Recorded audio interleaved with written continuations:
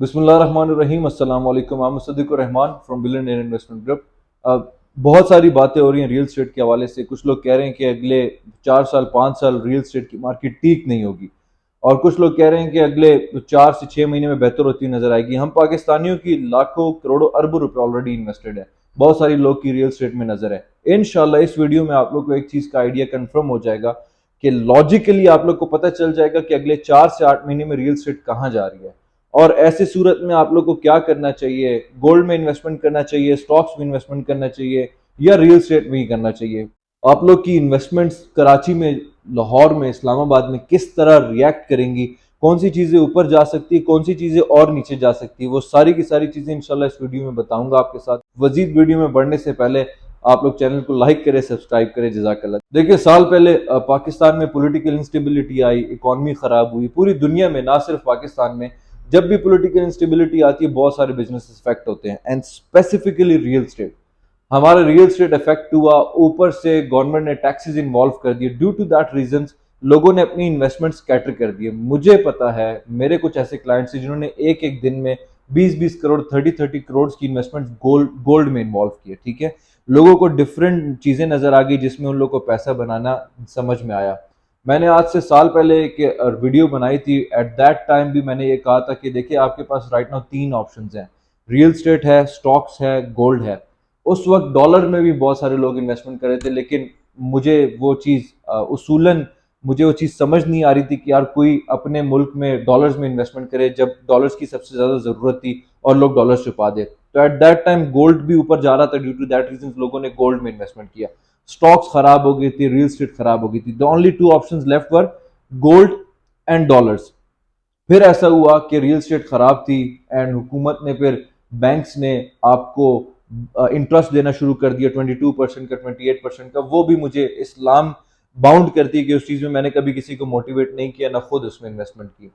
ये सारी की सारी सिचुएशंस चलती रही। लोगों ने लाखों करोड़ों अरबों रुपए की जब इन्वेस्टमेंट्स की तो सारा डंप होते हुए नजर आया, मार्केट कोलैप्स होती हुई नजर आई। इन लोग परेशान थे, डेफिनेटली होना भी बनता था, बिकॉज हक हलाल की कमाई थी।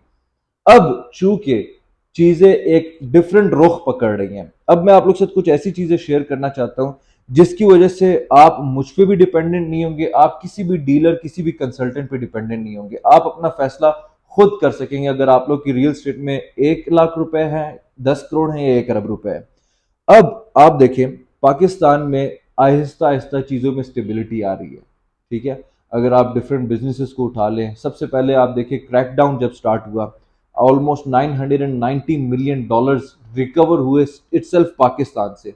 बड़ा अफसोस होता है कि ये चीज़ें अगर पहले होती तो मुल्क ऐसी सिचुएशन में नहीं होता। जो इदारे कर रहे हैं वो पहले भी इस चीज़ की ताकत रखते थे, लेकिन पॉइंट इज कि आपका $980 मिलियन रिकवर हुआ। ड्यू टू दैट रीजन आपका जो स्टॉक्स है वो ऊपर जाता गया। ठीक है, स्टॉक्स में रिकवरी आई। आपका स्टॉक्स 3 साल में इतना नहीं बढ़ा था जितना आपका स्टॉक इस दफा बढ़ चुका था। आपकी जितनी भी कमोडिटीज थी, हैवी मशीनरी की, प्राइवेट ऑर्गेनाइजेशंस, आईटी के सेक्टर की जितने स्टॉक्स थे वो सारे बढ़ते गए। फ्यूल की जो गैस प्राइसेस थी, जिस तरह ऑयल हो गया एंड गैस है, उसमें थोड़ी बहुत कमी फिर भी थी, लेकिन आपका स्टॉक्स ऊपर जाता गया। आपके मुल्क में डॉलर रिकवर हुआ। ड्यू टू दैट रीजन आपकी डॉलर की प्राइसेस, हमारी करेंसी स्ट्रांग होती गई। Due to that reason dollar से भी लोग पैसे निकालते गए। एक वक्त था जब डॉलर मिल नहीं रहे थे, और फिर एक ऐसा वक्त अभी आ चुका है कि लोग डॉलर निकालना चाह रहे हैं। वो बात भी अल्हम्दुलिल्लाह गलत साबित हो गई कि डॉलर ने 400 हिट करना है बाई दिसंबर 2023। अल्हम्दुलिल्लाह वो बात भी गलत साबित हो गई, और आहिस्ता आहिस्ता लोगों ने गोल्ड में जो पैसे डंप किए थे वो भी निकालना शुरू कर दिए। बिकॉज एक शख्स है जिसका बिजनेस ही फार्मास्यूटिकल्स का है, एक शख्स है जिसका बिजनेस ही गारमेंट्स का है, उसको गोल्ड में अपॉर्चुनिटी नजर आई, वो गोल्ड में उसने इन्वेस्टमेंट की। अब वो सालों तक इन्वेस्टमेंट तो नहीं रख सकता ना, उसने अपने बिजनेस को फिर से चलाने के लिए गोल्ड से पैसे निकालने होंगे जब उसका बिजनेस स्टेबल होता जा रहा है। ड्यू टू दैट रीजन लोग फिर बेचते गए, डॉलर्स भी बेचते गए, गोल्ड भी बेचते गए। स्टॉक्स में तो ऑलरेडी ग्रोथ नहीं थी, स्टॉक्स में ऑलरेडी इन्वेस्टमेंट्स नहीं थी, रियल स्टेट डंप थी, रियल स्टेट निकल नहीं रही थी, तो लोग डॉलर्स और गोल्ड बेचते गए। Due to that reason market में सप्लाई ज्यादा हुई, एंड अल्हम्दुलिल्लाह हमारी करेंसी स्ट्रांग हुई।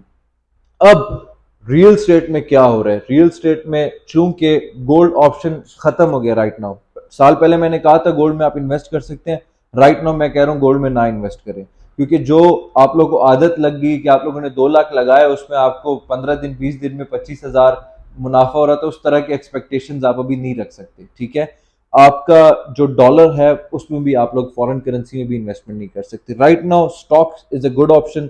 स्टॉक्स में जो भी इन्वेस्टमेंट करना चाहते हैं, मेरे पास टीम है प्रोफेशनल्स की, आप लोग को मशवरा स्टॉक्स में भी मैं दे सकता हूँ। ठीक है, स्टॉक्स में भी आप इन्वेस्ट कर सकते हैं। रियल स्टेट के बारे में मैं आप लोग को बताना चाहता हूँ कि अब चूंकि हुकूमत आने वाली है नई, ठीक है, अकॉर्डिंग टू अवर एनालिसिस कि जो भी हुकूमत आती है, जो सुप्रीम पावर्स है, उन्होंने एक यकदई हुकूमत नहीं देनी किसी को भी। ठीक है, तो ऑब्वियसली एक जॉइंट हुकूमत होगी ये, जहां पे मुझे लगता है जॉइंट हुकूमत हो या इंडिविजुअल पार्टी की हुकूमत हो, उसमें क्या होगा कि आपके एक तो टैक्सेस नए नहीं लग सकते, क्योंकि कैलिफोर्निया यूनिवर्सिटी की स्टडी है कि आपकी सीजीटी टैक्स को कभी गवर्नमेंट को बढ़ाना पड़ता है, कभी गिराना पड़ता है, एक रियल स्टेट में एक फ्लो कायम करने के लिए।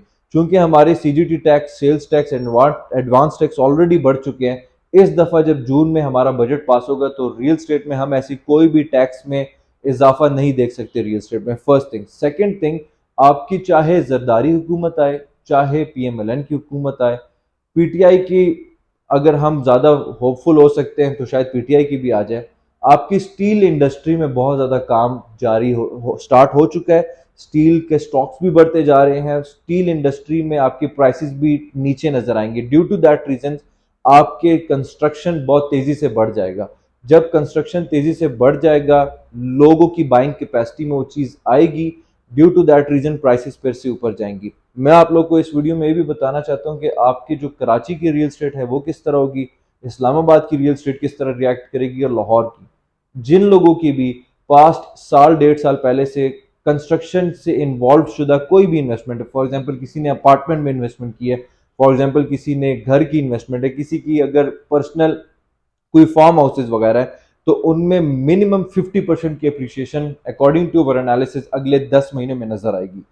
कैश के प्रोडक्ट्स की अगर आप बात करते हैं तो लाहौर में आपके डीएचए में बहुत सारे लोग ऐसे हैं जो आपको कैश के प्रोडक्ट्स में इन्वॉल्व करना चाहेंगे। ये चीज़ बहुत इंपॉर्टेंट है डीएचए के इन्वेस्टर्स के लिए कि आपके कैश के प्रोडक्ट्स में इतनी डिप्रिशिएशन नहीं आई थी जितनी फाइल्स में आई थी। फॉर एग्जांपल, मैं डीएचए फेज 9 प्रिज्म में कोई इन्वेस्टमेंट करना चाहता है, क्यू एंड आर ब्लॉक के पोजीशन के बाद आपके रेट्स 10 to 15% फिर भी गिरे हैं, ना कि बढ़े हैं। लेकिन अगर आप फेज 10 की फाइल को देखें तो 40% की डिप्रिशिएशन आई है। तो आपको जो रिटर्न्स हैं, ज्यादा एक्सपेक्टेड रिटर्न्स आपके डीएचए के अच्छी फाइल्स में आएंगी, ना कि आपको कैश के प्रोडक्ट्स में आएंगी। हमारी एनालिसिस है। अगर आप इस्लामाबाद की तरफ देखें, इस्लामाबाद में एक बहुत बड़ा प्रोजेक्ट स्टार्ट हो चुका है, इस्लामाबाद रिंग रोड का। तो उनसे वाबस्ता, उनसे जुड़ी हुई कुछ ऐसे प्रोजेक्ट्स हैं जो कि अगले 10 महीने में मिनिमम 30 to 35% की अप्रिशिएशन आप लोग के सामने रखेगी इंशाल्लाह। वो जो से प्रोजेक्ट्स हैं, 2 से 3 प्रोजेक्ट्स ही हैं, आप लोग फजूल प्रोजेक्ट्स में ना इन्वेस्ट कीजिएगा। उसके बारे में अगर आप लोग को इन्फॉर्मेशन चाहिए, आप लोग गिवन नंबर पर कॉन्टैक्ट कर सकते हैं। अगर आप कैश के प्रोडक्ट्स की बात करते तो इस्लामाबाद में एयरपोर्ट के बेल्ट में आपको मुमताज सिटी में, गंदहारा सिटी में एक बहुत बड़ी अप्रिशिएशन मिनिमम 30 to 35% की नजर आएगी अगले साल 1.5 साल पे। अब ऐसी सूरत में हम लोग को क्या करना चाहिए कि हम लोगों को अपने चादर के मुताबिक, ठीक है, जिन लोगों ने ऑलरेडी इन्वेस्टमेंट कर चुके हैं और इन्वेस्टमेंट नहीं कर सकते Majeed, hold on to that, because आप लोग की इन्वेस्टमेंट इंशाल्लाह अप्रिशिएट होगी। आपने देखा होगा पिछले 6-8 महीने से 10 महीने से हर सोसाइटी के ओनर्स एंड डेवलपर्स मुंह छुपाते फिर रहे थे। कोई भी सोशल मीडिया के प्लेटफॉर्म पे नहीं आ रहा था, कोई टीवी पे नहीं आ रहा था। Aahista Aahista, mark my words, वो आप लोग को नजर आएंगे सोशल मीडिया प्लेटफॉर्म्स में भी, टीवी कमर्शियल्स में भी नजर आएंगे कि वो सामने आ रहे हैं। क्यों? क्योंकि आप लोगों ने नई सोसाइटीज में इन्वेस्टमेंट कर चुके हैं पिछले साल 1.5 साल से, ठीक है, जिसका आप लोगों को कोई आइडिया नहीं हो रहा है। Right now would be the time जब वो लोग डेवलपमेंट हाई पेस पे स्टार्ट करेंगे। जब वो हाई पेस पे स्टार्ट करेंगे, जिस इंस्टॉलमेंट बेस्ड सोसाइटीज में भी हाई पेस पे डेवलपमेंट स्टार्ट होती है, और अगर वो इंसान के बच्चे होते हैं, तो उसमें आप लोग को on your capital amount minimum 30% की रिटर्न आपका कोई भी कंसल्टेंट बहुत आसानी से आपको दे सकता है, अगर उसकी नीयत साफ हो। तो खुलासा, या आप लोग को मैं एक समरी देना चाहूंगा कि इन शॉर्ट, जो लोग मज़ीद इन्वेस्टमेंट कर सकते हैं अकॉर्डिंग अपनी चादर के हिसाब से, तो आप लोग लाहौर में, इस्लामाबाद में एंड कराची में अगर स्पेसिफिक ख़ास जगहों में इन्वेस्टमेंट कर लें तो आप लोग को इंशाल्लाह अगले 10 से 14 महीने में एक बहुत अच्छी रिटर्न आप लोग को मिल सकते हैं। मज़ीद आप लोग को कोई भी इंफॉर्मेशन चाहिए रियल स्टेट के हवाले से, स्टॉक्स के हवाले से, आप लोग कॉन्टैक्ट कर सकते हैं। जज़ाकल्लाह।